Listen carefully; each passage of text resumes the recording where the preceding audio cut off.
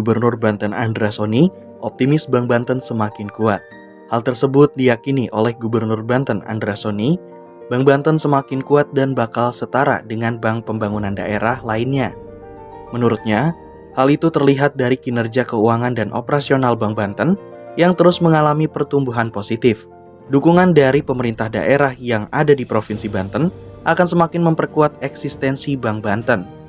Hal itu diungkap Gubernur Banten Andra Soni usai membuka dan memberi arahan pada Rapat Umum Pemegang Saham Tahunan PT Pembangunan Daerah Banten (TBK) di Pendopo Gubernur Banten KP3B Curug Kota Serang pada hari Kamis tanggal 10 April 2025. Menurutnya, Bank Banten wajib diperjuangkan bersama agar semakin kuat. Tujuannya, agar Provinsi Banten memiliki kemandirian dalam pengelolaan keuangan, sehingga akan berdampak besar terhadap peningkatan kesejahteraan masyarakat.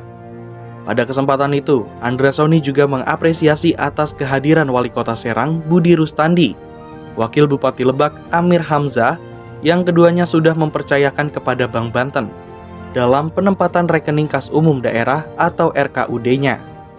Bahwa Banten terkait dengan industri keuangan ini memiliki cerita yang berbeda dengan wilayah lain.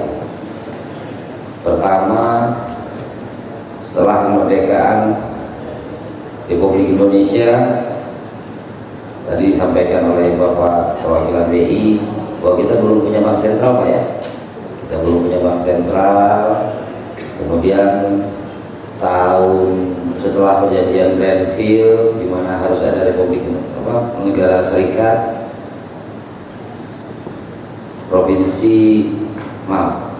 Jawa Barat waktu itu menjadi negara Pasundan, tapi masyarakat Banten tetap memilih menjadi Banten.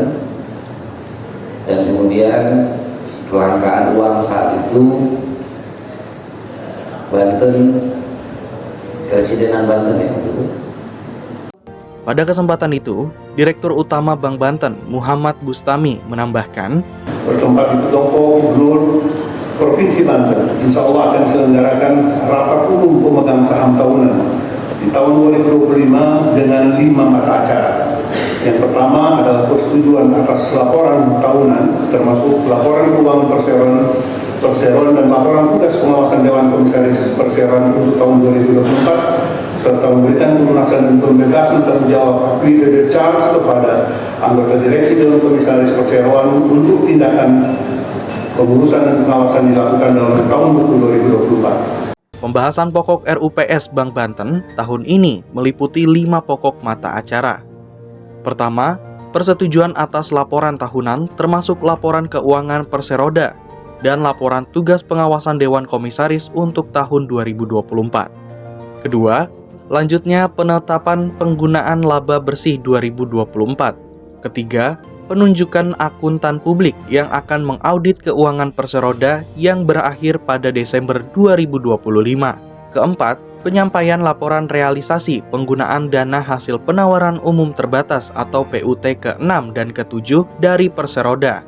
Ditambahkan, selain itu ada juga RUPS pemegang saham luar biasa dengan satu agenda, yakni persetujuan penambahan modal dan memberikan hak memesan efek terlebih dahulu melalui PUT ke-8, termasuk rencana penyertaan modal dalam bentuk aset atau INBER dari Pemprov Banten selaku pemegang saham pengadilan dan perubahan AD atau ART. Sebagai informasi, dalam 2 tahun terakhir, Bank Banten mencapai kinerja keuangan terbaik yang ditopang oleh tumbuhnya penyaluran kredit dan kinerja keuangan berkat dukungan semua pihak. Di akhir tahun 2024, penyaluran kredit tumbuh menjadi 3,85 triliun rupiah.